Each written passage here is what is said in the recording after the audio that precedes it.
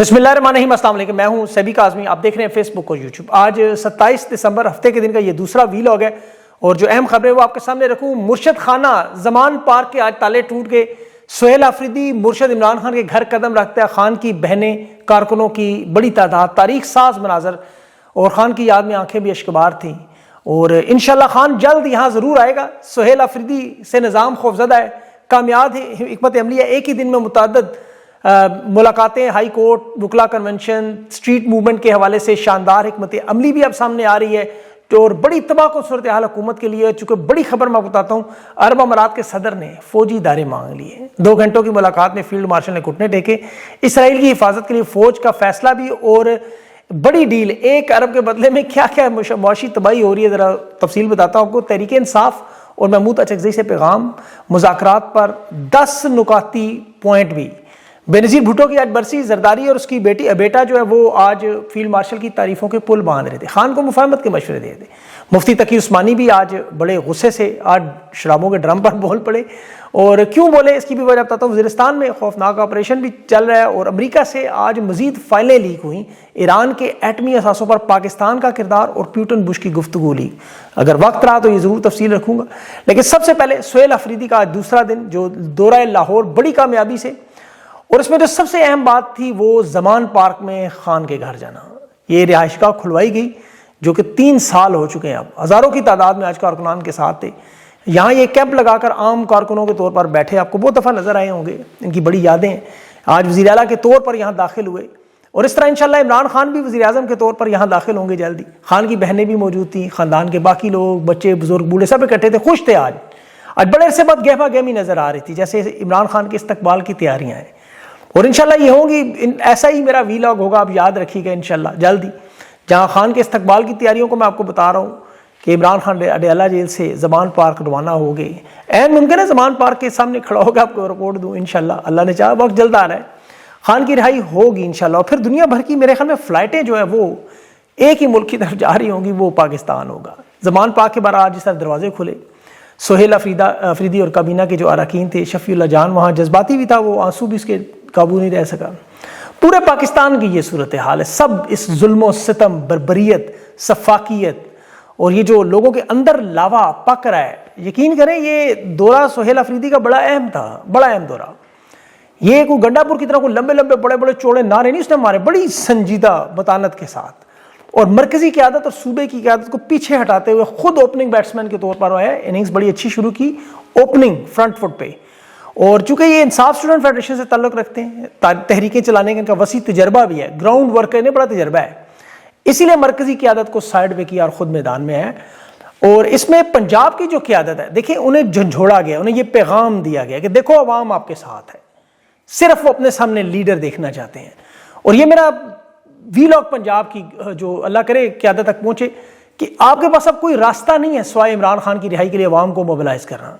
ये आपके सामने मिसाल आ चुकी है। सुहेल अफरीदी खैबर पख्तूनख्वा से उठ के पंजाब आया है, तो आप भी यहाँ पैदा हुए हैं, आपकी तो सारी ज़िंदगी गुजरी, सियासत यहाँ चलती रही, आपका खान का वोट बैंक मौजूद है और जिसके साथ अवाम खड़ी है वो क्या नहीं कर सकता। इन्हें ये अंदाज़ा हो चुका है कि पंजाब हुकूमत ज़्यादा से ज़्यादा यही कर सकती है, गिरफ्तारियाँ, बदतमीज़ी, गलाजत फेंकना। सुहेल अफरीदी का अभी दौरा ख़त्म, उसके बाद इन तमाम लोगों की फहरिस्त भी आएगी, वो तफसीलात इकट्ठी हो रही हैं जो कॉम्प्रोमाइज़, डरे हुए, बुज़दिल, ये निकलने के लिए तैयार नहीं थे पब्लिक में आने के लिए, उनकी मुकम्मल रिपोर्ट आनी चाहिए और इन सब लोगों के दरमियान फ़र्क होना चाहिए। देखिए बड़ी आसान सी बात है, डट जाएं या हट जाएं, आपके बस का काम नहीं है, छोड़ के जान छोड़ाएं, कोई और काम करें। आप ओहदा भी नहीं छोड़ते, किसी को कुछ करने भी नहीं देते, तहरीक को भी तबाह कर रहे हैं, खान को भी बेगुनाह जेल में रखा है। या तो फिर सारे के सारे जेलों के अंदर हों, फिर तो कोई सवाल जवाब ना हो। जो बाहर होंगे इस तरह घूमे फिरेंगे, गायब रहेंगे, वो फिर सवाल तो होंगे। तहरीक इंसाफ की देखिए कोट लखपत की आदत से कोई नहीं पूछता। जिनके अहले खाना से आज सुहेल अफरीदी ने मुलाकातें की, ये बुजुर्ग लोग अगर जेलों में रह सकते हैं, कैंसर पेशेंट यास्मीन राशिद रह सकती हैं, तो ये जो ओहदों पर मौज मस्ती करते रहे, इन्हें क्या तकलीफ है? सियासी रहनुमा है, जेलों में कौन सी ने फांसियाँ लगाई, पकड़ेंगे तो गिरफ्तार हो जाएंगे ज़्यादा, और क्या होगा? नहीं कर सकते तो छोड़ के कोई और काम करें जी, बड़ी फस्ताई है तो ठीक है। अब सुहेल अफरीदी को देखें, अवाम से वो जुड़ा है और अभी तो सुहेल अफरीदी की वापसी का सफ़र बड़ा अहम है। उन्हें मेरे ख्याल में जीटी रोड से जाना चाहिए, और भी लोग मशवरा दे रहे हैं कि वो जो तमाम इलाके जीटी रोड से आते हैं स्ट्रीट मूवमेंट का हिस्सा बनाएं। ये इमरान खान की जो 8 फरवरी की कॉल है, जो में स्याह पूरा पाकिस्तान बंद करना, उसका सबसे अहम हिस्सा है स्ट्रीट मूवमेंट।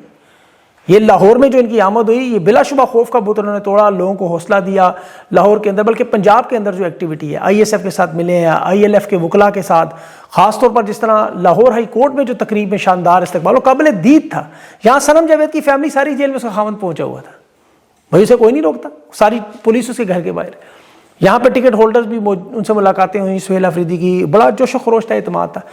اور دیکھیں اب بڑی اہم خبریں بھی تحریک انصاف کے حوالے سے آئی، میں ان کی تفصیل میں نہیں جاؤں گا، صرف اتنا بتاؤں کہ نوجوانوں کو متحرک کرنے کے لیے بڑا ہی منفرد پلان، آئی ایس ایف کے ذریعے جو رضاکار مہم پورے پاکستان کے نوجوانوں کو رجسٹرڈ کرنا، اکٹھا کرنا، لانا، تاکہ یہ پوری ایک بہت بڑی فورس عمران خان کی رہائی کے لیے اکٹھی ہو۔ یہ اگلے 7-8 دنوں میں آپ کو نظر آ جائے گا، ایگزیکیوٹ ہوئے، عمل درآمد ہوا، بہت بڑا پلان ہے اگر ان کا چل گیا۔ اب اس میں اسٹیبلشمنٹ خود ان کے پاس آئے گی گھٹنے ٹیکنے کے لیے، یقین کریں، میں اس کی زیادہ تفصیل میں نہیں جاتا کہ وہ ابھی ظاہر تازہ ترین بات ہے، اور یہ کوئی ہوائی منصوبہ نہیں ہے، بڑا شاندار منصوبہ ہے، منگل کے دن سے اس سے باقاعدہ کام بھی شروع ہو جائے گا، لیکن ابھی اس میں نے تیزی لانی ہوگی، جلد کرنا ہوگا۔ پاکستان کی عوام بے صبری سے خان کا انتظار کر رہی ہے، اور ان کے پاس اعتماد ہے، دیکھیں اس اعتماد کا اظہار انہوں نے کیا، سہیل آفریدی نے کہا، انہیں پتہ ہے کہ یہ جنگ جیتے ہوئے ہیں، چاہے وہ بیانیے کی جنگ ہو، چاہے گراؤنڈ پر لوگوں کی جنگ ہو، چاہے عمران خان کے اڈیالہ جیل میں قربانی ہو، تحریک انصاف اس وقت یہ تمام محاذ جیتی ہوئی ہے، یہ یاد رکھیں، یہ طاقت بالکل کھوکھلی ہے۔ وہ آپ سنتے ہیں نا گرتی دیواروں کو، دیواریں واقعی اتنی خستہ اور کمزور ہیں کہ انہیں ایک دھکا چاہیے صرف۔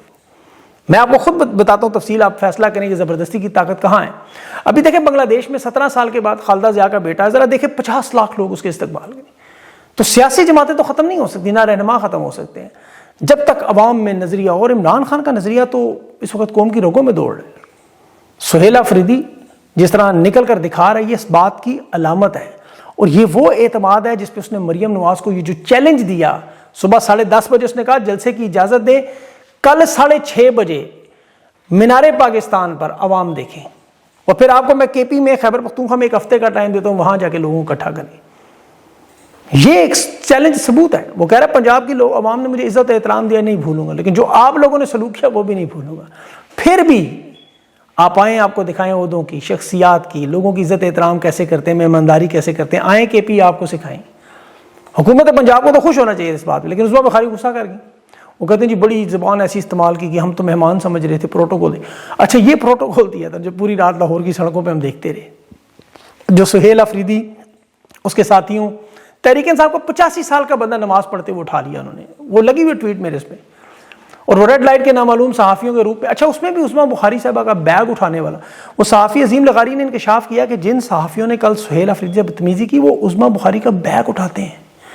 کچھ صحافیوں نے کہا ہے ہم اپنی آنکھوں سے کچھ مخصوص ذاتی چیزیں بھی اس شخص کے ذریعے آتے جاتے دیکھتے رہے، اب میں اس کی تفصیل میں نہیں جاتا۔ بہرحال سہیل آفریدی نے کہا آئندہ مینا آفریدی نے کہا غلاظت آئندہ پھینکی تو پھر ہمارے سوال وہی ہوں گے جو کل ہوں گے۔ کل وہ کسی مکینک کی گراج کا شاید ذکر کر رہے تھے، مجھے اس کا زیادہ پتہ نہیں ہے، شاید گراج میں کوئی گاڑی کی شاید کسی کی ٹھیک ٹرک وغیرہ کی ٹکر میں، مجھے نہیں پتا اس کی تفصیل، یہ وہی بتا سکتے ہیں، لیکن بہرحال کہہ رہے تھے وہ سوال دوبارہ آئیں گے۔ اب یہ حالات میں جو کہہ رہا ہوں تحریک انصاف کے لیے موضوع ہے۔ دیکھیں مذاکرات کا جو معاملات حکومت نے اٹھائے، یہ تحریک کے دوران اٹھاتے ہیں ہمیشہ تاکہ لوگوں کو کنفیوز بھی کیا جائے۔ مذاکرات میں جو 10 کنڈیشنز ابھی آ رہی ہیں، جس میں ایک تو جنوبی افریقہ کی طرح کمیشن بنانا، تمام سیاسی قیدیوں کی رہائی کرنا، ٹیکنوکریٹس حکومت بنانا، سیاسی سرگرمیوں پر سال کی پابندی، معاشی ڈھانچے کے لیے اخراجات کم کریں، کرپشن کم کریں، بلدیاتی انتخابات کروائیں، الیکشن کمشنر نیا بنائیں، صاف الیکشن کروا کے منتخب حکومت کو دے دیں اور ساری حکومت اور فوج بیرکوں میں چلے۔ بڑا خوبصورت منصوبہ ہے، کاغذ میں بڑا اچھا لگتا ہے، لیکن یہ کروانا اس نظام کا خاتمہ ہے۔ اس نظام کا خاتمہ اب ہونا تو لازمی ہے، چاہے وہ اس طریقے سے ہو یا دوسرے طریقے سے ہو۔ اب دوسرا طریقہ ذرا ان کا سن اختتام کا، اور یہ بخدا ان کے طاقتور لوگ مان رہے ہیں کہ ہمارے پاس وقت ختم ہے۔ میں آپ کو دلیل ثبوت دے دیتا ہوں، خود دیکھ لیں، کیونکہ اسحاق ڈار نے پریس کانفرنس میں بھی بتا دیا ہے، خبر آ گئی تھی میرے پاس۔ عرب امارات کے صدر کا جو دورہ ہوا، اس میں دیکھیں حکومت کیوں پھنسی اور بری طرح پھنسی۔ انہوں نے بڑی چاپلوسی کی، بڑی چاپلوسی، سرکاری چھٹی دی، کس توپوں کی سلامی دی، چیف جو فیلڈ مارشل ہیں، وزیر اعظم ہیں، وزیر خارجہ ایئرپورٹ پہ چلا گیا، گلنے ملنے، شادی کی دعوت، وہ ایئرپورٹ پہ اس نے مبارکباد دے دی، تشریف نہیں لائے، شیخ صاحب شکار کھیلنے چلے گئے، لیکن جاتے جاتے ان کو رگڑ گئے، بڑا بری طرح، بڑا رگڑ گئے۔ مطلب دیکھیں پاکستان کے ادارے تو بک رہے ہیں، آپ کو پتہ ہے، اب فوجی ادارے بھی بکنے کی بات، یہ بہت لوگوں کی خواہش بھی پوری، جو کہہ رہے تھے فوجی ادارے بھی بیچے نا۔ میں آپ کو تفصیل بتاتا ہوں، دیکھیں جنوری میں اسٹیٹ بینک میں عرب امارات کے جو $2 ارب رکھے ہوئے ان کا وقت پورا ہو رہا ہے۔ اب یہ منت اللہ کر رہے ہیں کہ یہ واپس نہ لے کے جائیں، کچھ اور وقت دے دیں. ماضی میں عرب امارات سے یہ پیسے عمران خان نے لایا تھا اور بغیر کسی شرط کے. اس کے بعد یہ رول اوور بھی عمران خان نے کروایا، اس کے بعد انہوں نے بھی کروائے. اب وہ پہلے زبانی کلامی باتوں پہ مان لیتے تھے، اب چونکہ عدم استحکام، دیوالیہ ہونے، انارکی، خانہ جنگی کا خطرہ اس حد تک بڑھ گیا ہے کہ وہ اب ان کی بات تسلیم کرنے سے انکار کر رہے ہیں. وہ کہتے ہیں سیکورٹی دیں، سیکورٹی، ضمانت کے بغیر. وہ کہہ رہے ہیں ہم، اور مانگ بھی کہہ رہے ہیں کمرشل ادارہ نہیں، کوئی اسٹیل مل نہیں، کوئی بینک نہیں. پیسے تو ان کے پاس بیچنے کو کچھ راہ نہیں ہے، وہ کچھ اور بھی مانگ سکتے تھے. کچھ چیزیں تو خیر اب ان کی بہت ہی پرانی ہو گئی ہیں، سرجریاں کروانے کے بعد بھی. میرا اپنے اداروں کی سرجریاں کروانے کو، ادارے اتنے سک یونٹ بن چکے ہیں، جتنی مرضی سرجری کریں وہ نہیں اب کام کے. لیکن انہوں نے مانگا کیا؟ فوجی فاؤنڈیشن. کہا فوجی فاؤنڈیشن کے شیئر دیں. ڈیفالٹ ہوا، رقم واپس نہ آئی تو پھر فوجی فاؤنڈیشن عرب امارات کے پاس چلا جائے گا. یہ معاشی بدحالی کی سب سے بڑی مثال ہے کہ اعتماد کے لیے ایک برادر ملک جس کے لیے انہوں نے کیا کچھ نہیں کیا، اعتماد نہیں کرتے. وہ کہتے ہیں رول اوور کریں گے، آپ پھر IMF کے پاس جاتے ہیں. آپ کی معیشت میں کوئی اصلاحات نظر نہیں آ رہی، اور یہ دنیا کی کسی معیشت میں ایسا نہیں ہوا کہ دوست ممالک، برادر ممالک تحفظ مانگے اپنے قرض کے ڈپازٹ پر، وہ بھی سب سے بڑا اثاثہ گروی مانگے. دیکھیں تمام فوجی ادارے بیچنے کے بعد یا لیز پہ دینے کے بعد، کنٹرول کے بعد، اب آگے فوجی اداروں کی باری. اور عرب امارات کو پتہ ہے قرضہ واپس نہیں کریں گے تو سیمنٹ، کھاد، دلیے کی جتنی بھی جو کچھ فوج کے پیسے ہیں، مطلب یہ جو جاتے ہیں، آپ کو پتہ ہے فوجی فاؤنڈیشن سب سے بڑا ادارہ ہے. اب وہ 31 مارچ سے پہلے کرنا ہے، کیونکہ IMF کا ایک ہدف ہے کہ ڈالر کے جو ذخائر ہیں وہ اسٹیٹ بینک میں مخصوص حد تک رہیں. اب فوجی فاؤنڈیشن پاکستان کے منافع کمانے والے اداروں میں سے ایک ہے. اب اس کے شیئر بیچنے کا مطلب اس کے بدلے ملے گا کیا؟ $1 ارب. مطلب اثاثے وقتی فائدے کے لیے گروی رکھوانا. یعنی اب ان کے پاس پارلیمنٹ، سینٹ، سپریم کورٹ اور GHQ پیچھے رہ گئے، اب اور کوئی ادارہ رہا نہیں. فوجی فاؤنڈیشن ہے بھی فوج کا ادارہ یار، یہ حکومت پاکستان کی ملکیت نہیں ہے، یہ خود مختار کمرشل گروپ ہے. یہ تو حکومت کے بجٹ میں بھی نہیں، پارلیمنٹ کے کنٹرول میں بھی نہیں. حکومت اس کے شیئر دے کیسے سکتی؟ پہلے یہ تو اس کے مالک ہی نہیں ہے. یعنی ریاست نہیں، فوج خود اپنے اثاثے پیش کر رہی ہے. اس سے حکومت میں یہ ظاہر کچھ زمینیں لے لیں گے، کچھ ٹیکس کی چھوٹ لے لیں گے، کوئی نئے بزنس کا لائسنس لے لیں گے. ویسے مری بروری کا بھی لیا انہوں نے، آپ کو پتا ہے شراب کا باہر بیچنے کا، وہ انہوں نے نہیں لیا، شروع ہو گئے. اب ریاست اور فوج کی اب حدیں ختم ہو رہی ہیں. جو پہلے غیر سرکاری تھے اب ریاست کی ضمانت بن گئی. اب یہ ماڈل دوسرے اثاثوں پر بھی ہو سکتا ہے، آپ کے گھر بار پر بھی آ جائے. اب اس میں دوسری جو اہم بات عرب امارات کے صدر کی طرف سے، غزہ میں انٹرنیشنل فوج، اس کے لیے انہوں نے کہا جی شمولیت کے لیے ہم تیار ہیں، صرف ہم سے مزاحمت کاروں سے اسلحہ چھیننے کی شرط نہ رکھیں، کیونکہ انہوں نے دینا بھی نہیں ہے اتنی آسانی سے. اب یہ وہ بات ہے کہ جس طرح ٹرمپ کا 20 نکاتی پلان منظور ہوا اور بعد میں اسحاق ڈالنے کا، جی وہ ہماری بات ہی نہیں مانی گئی. اقوام متحدہ کی قرارداد میں ابھی پاکستان نے دستخط کیے، لیکن اقوام متحدہ میں پاکستان کے جو نمائندہ ہے عاصم افتخار احمد ان کا نام ہے، اس نے کہا پاکستان اس نتیجے سے بالکل مطمئن نہیں، ہماری اہم تجاویز شامل نہیں. تو سارا معاملہ تو کھل کے آ گیا کہ ٹرمپ کی جو جنرل عاصم منیر سے وائٹ ہاؤس میں لنچ ہوا، اس میں سب سے بڑا مطالبہ یہی تھا. اب اس کے بعد 27ویں ذرا ترمیم کروائی، خود کو سپریم لیڈر بنایا، اور تاحیات قانونی استثناء. اب یہ بھی کھل گیا کہ کیوں چاہیے تھا کہ غزہ کا معاملہ بگڑ گیا تو کم از کم قانونی طور پر استثناء ہو. پھر یہ جو معاہدے معدنیات کے، سرمایہ کاری کے، کل کو غداری کے الزامات میں آرٹیکل 6 نہ لگ جائے. امریکی وزیر خارجہ نے جو غزہ میں پاکستان کے کردار کی پیشکش کا بتا دیا. پھر اس کے بعد جنرل عاصم منیر کو سعودی عرب کا اعلیٰ ترین سول اعزاز ملا، اردن کے بادشاہ شاہ عبداللہ 2 دن کے دورے پہ آ گیا. پھر اس کے بعد ابھی 2 دن پہلے اردن کا آرمی چیف بھی آ گیا، جوائنٹ چیف. پھر متحدہ عرب امارات کے صدر بھی آ گیا، اسلامی نیٹو کی باتیں بھی ہوگی. اور پاکستان میں قابو پانے کے لیے جو انہوں نے گیم کھیلی تھی مریدکے میں، وہ بھی کھل گئی کہ مذہبی جماعتوں کو دبانے. یہ فرسٹ پوسٹ نے ڈکلیئر کی ہے بات، یاد رکھیں کہ عوام کو دبانے کے لیے مریدکے میں جماعت کو پہلے نکالا، پھر قتل عام کیا، پھر 4 شیڈول میں ڈالا، 2500 لوگ گرفتار کیے. اور دونوں رہنما، دونوں بھائی رضوی برادران ابھی بھی ایجنسیوں کے پاس صرف اس وقت تک رہیں گے جب تک غزہ کا معاملہ، امن فورس کا معاملہ حل نہ ہو، تاکہ کوئی ریئیکشن ہو تو انہیں خطرہ ہے یہ نہ کہ کھڑے ہو جائیں، انہیں پھر منظر عام پہ لایا جائے گا. اگر فوج وہاں غزہ پہ چلے گی تو آپ کو پتا پھر شہادتوں کی اطلاع آئیں گی، کوئی کہے جی ہفتے بعد شادی تھی، کوئی 4 بہنوں کا بھائی تھا، تو یہاں پھر جہاد کا معاملہ نہ شروع ہو. یہ اسی گیم پلان کا ہے. اور پاکستان کے علماء جانتے ہیں کہ ان سے کیا کروایا. مولانا فضل الرحمان تقی عثمانی کے ساتھ جو علماء کی جو امن کانفرنس ہوئی بعد میں، جو بیانات آپ نے سنے، اب آپ دیکھیں شیخ الاسلام ہے مفتی تقی عثمانی. یہ آج علماء سو کے بارے میں کہہ رہے تھے کہ حق کو حکومت کے غلط کام کو حق نہیں کہہ سکتے. یہ خود کہہ رہے ہیں ان کو، کیونکہ انہیں پتہ ہے کیا کام کروانے کی کوشش. ویسے تو ان کے پاس مولویوں کے علاوہ سیاستدان بھی سٹاک میں بہت سارے ہیں.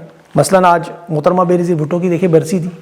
ہونا تو چاہیے تھا بیٹا اپنی والدہ کی بات کرتا، شوہر اپنی بیوی کی بات کرتا، ان کے افکار بتاتا، فوج کے ساتھ جو مخالفت تھی وہ بتاتا، قتل کرنے والے لوگوں کے نام بتاتے. محترمہ نے جو اپنی زندگی میں بتا دیے تھے پرویز مشرف کا ہی نام لے لیتے، انہوں نے اس کی بجائے فیلڈ مارشل کی تعریفوں پہ تعریفیں، عظمت کے گن گائے۔ اب تو لگتا ہے کہ گھر کو بچہ بھی پیدا ہوگا یا ان کے گھر کو خدا نخواستہ جنازہ بھی ہوگا تو یہ کہیں گے جی فیلڈ مارشل کو ہی کریڈٹ دے دیں۔ حالت تو یہ ہے، مریم نواز وہ بھی، اچھا مریم نواز کے چیف جسٹس عالیہ نیلم کے ساتھ بھی رائتا پھیل گیا ہے، بہت بڑا رائتا۔ وہ گالی گلوچ بریگیڈ کو میدان میں اتارا گیا۔ وہ ایک احسن بھون صاحب جو وزیر قانون اعظم جی طارق کے بڑے قریبی ساتھی اور 26ویں 27ویں ترمیم کے اپنے خالق سمجھ لیں، عدالتوں کا پورا نظام مینیج کرنے والے وہ بڑے اہم، انہیں وہ رگڑا لا کے علمان الحفیظ، وہ ایک وہ بندہ ہے اس کی سر پہ بال نہیں ہے، گندی زبان ہے، پتہ نہیں نام اس کا ذہن میں نہیں، احسن بھون کو وہ کہہ رہا ہے یہ 2 ٹکے کا حفصہ آباد کا، اس کی حیثیت کیا؟ پھر جو اگلی اس نے باتیں کی وہ میں اب سینسر کر دیتا ہوں جس طرح طلال چودھری نے اپنی کچھ باتیں سینسر کی، وہ خاتون اینکر پوچھ رہی تھی کہ وہ تنظیم سازی والا کیا معاملہ تھا، تفصیل بتائیں، تو جناب طلال چودھری صاحب بولے کہ وہ میرا ذاتی معاملہ ہے، اللہ کا حکم ہے پردے رکھنے کا تو ہمیں اس پہ بات نہیں کرنی چاہیے۔ ٹھیک ہے، ذاتی معاملات انہیں اللہ کے احکامات، قرآن کی آیات، احادیث کی روشنی میں ساری چیزیں اپنے بارے میں سمجھ آتی ہیں۔ 1400 سال کی تاریخ میں عدت جیسا گھٹیا کیس بناتے ماہواری کے دن گنتے ہوئے بھول جاتے ہیں۔ عمران خان نوجوانی میں سیلیبریٹی تھا، اسے یہ پلے بوائے کہتے تھے، اس کی کردار کشی کرتے، اس کے بارے میں گناؤنے الزام، کتابیں لکھوانا، ویڈیوز بنوانا۔ ایک جنرل باجوہ کہتا رہا عمران خان کو، ایسا غلیظ آدمی۔ آخری وقت جب اس کی ملاقات تھی خان سے، آخری ملاقات، عمران خان نے خود بتایا مجھے بلیک میل کر رہا تھا کہ میرے پاس ویڈیوز ہیں۔ خان نے کہا جا دکھا جس کو مرضی، گھر والوں کو لے جا۔ مریم نواز نے برملا ویڈیوز کا اعتراف کیا کہ طاقتور لوگوں کی ویڈیوز ہیں۔ خواجہ آصف، رانا ثناء اللہ قسمیں اٹھاتے رہے عمران خان کے کردار کی، جیسے پتہ نہیں کہ گھر کسی بڑی قریبی عزیز کے ساتھ ایسا ہوا ہے جو ان کے پاس اتنا یقین سے، اتنے یقین سے کہتے ہیں۔ اس وقت انہیں تمام احکامات ذاتی یا اللہ کے معاملات بھول جاتے۔ اب تو ان کے لیے ہدایت کی دعا کرنا مشکل، دلوں پہ مور لگی ہوئی ہے۔ ماضی کریم میں مجھے نظر آ رہا ہے بڑا کچھ ہوتا، پنجاب بس تگڑا ہو جائے، پیوٹن والا ایران والا معاملہ لمبی ہو جائے گی ویڈیو، بہت کوشش کروں اگلے ویلاگ میں کور کروں، وہ بھی کچھ لیکس ہیں بڑی ہیں۔ بہرحال اپنا خیال رکھیں، مجھے اگلے ویلاگ کے لیے اجازت دیں، اللہ حافظ۔